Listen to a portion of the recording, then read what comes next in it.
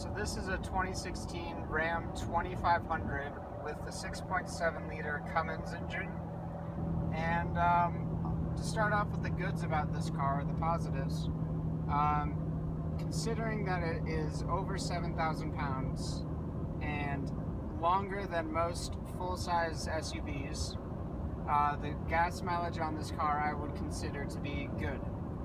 However, that being said, I'll get back to the gas mileage and the negatives as well, because while it is good, it isn't good enough for the daily user or someone who commutes.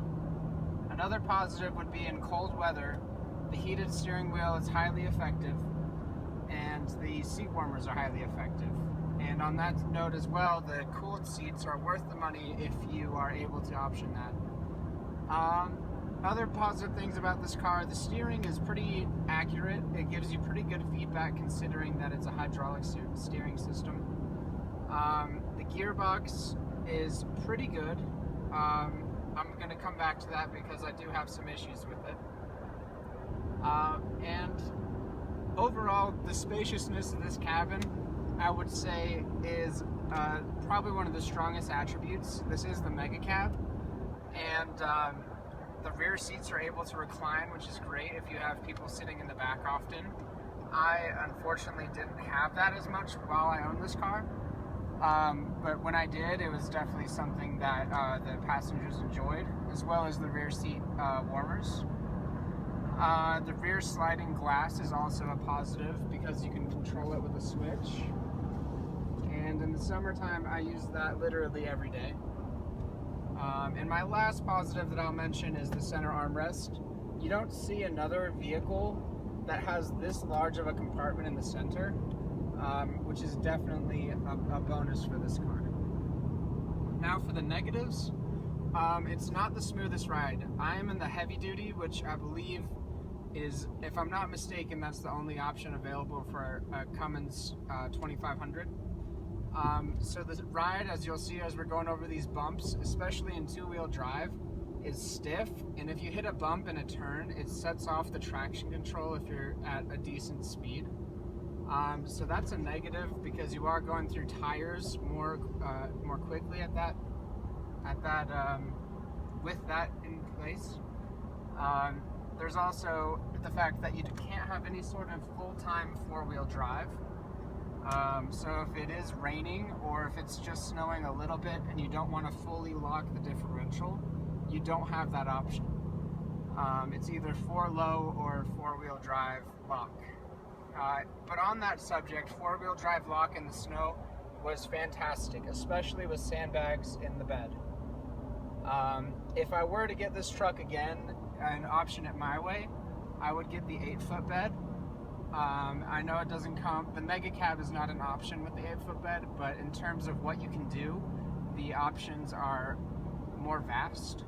I would also get the dually because winter performance is enhanced with 4 rear tires that are skinnier, as well as the rear axle ratio is better with the dually. In terms of torque and overall driving experience, from my understanding, that is worth the money. Alright, other negatives would be the gearbox. I would complain about this because while most of the time when you're downshifting, it's pretty on point and won't really miss your inputs, I would say 7 times out of 10 that's the case.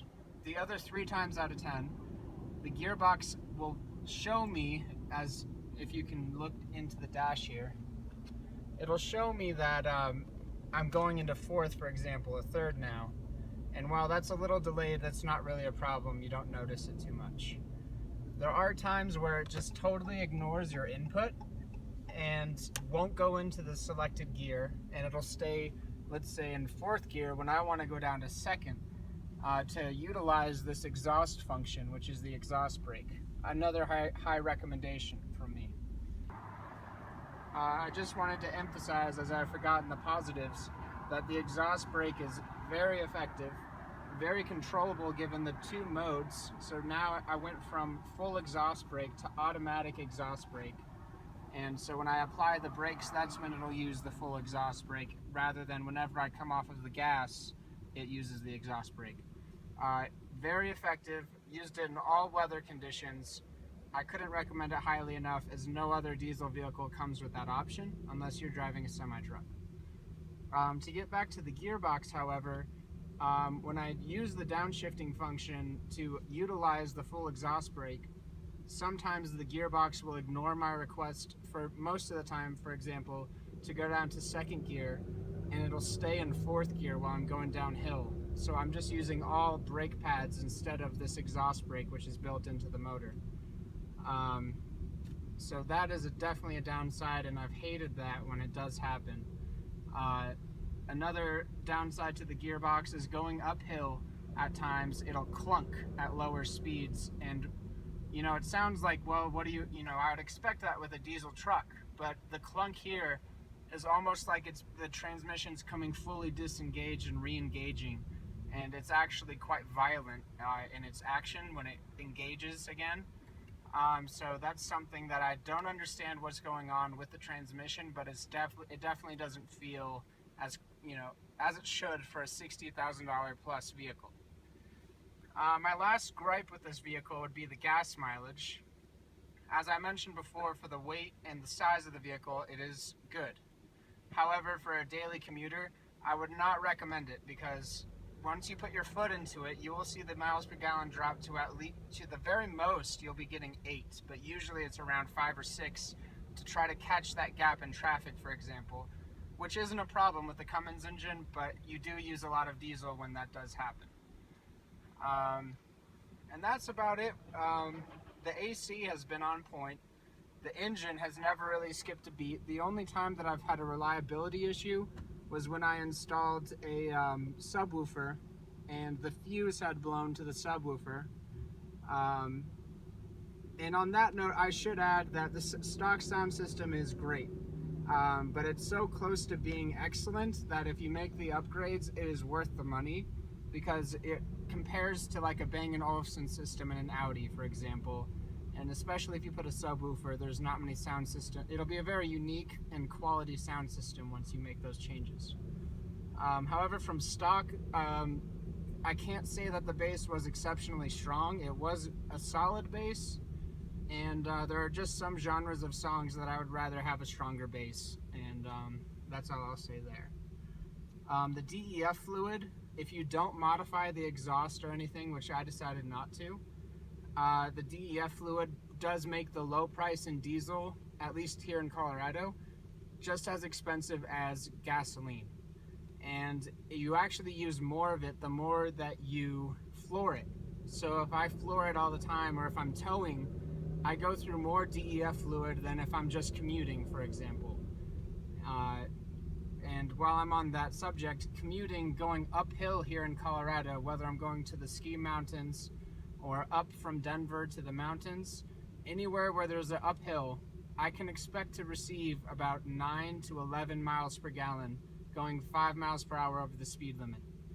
And so on that note, not the best in terms of fuel efficiency, but again, given the size and weight of this vehicle, I would say that's pretty good.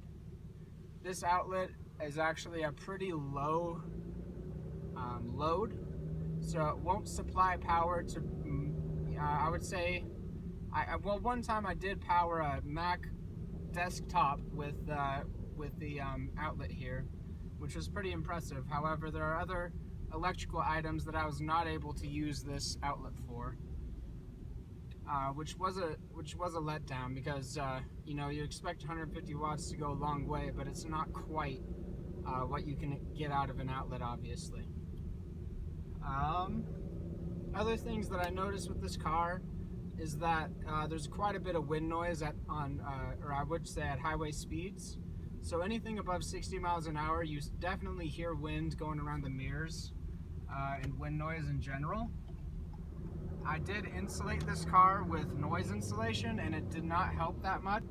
So my final thoughts with this car are, if you're gonna buy it, make sure that, or at least consider the fact that it's really built for towing. And that's where the heavy duty comes in, with the stiffer suspension and everything, which helps if you have a lighter load and you're trying to go fast. But at the same time, if you're if you have passengers in the car, it's not going to be enough weight to soften the ride. So keep that in mind. It's a great car considering, you know, the weight and everything, as I said, and the return on efficiency. The comfort is, I would argue, an 8 out of 10. And definitely test drive it extensively. If you can do an extended test drive, I highly recommend it, so that you can get a good sense of how the car drives, as that's something that I wish I had done a little bit more extensively when I had purchased the vehicle. Thank you for watching.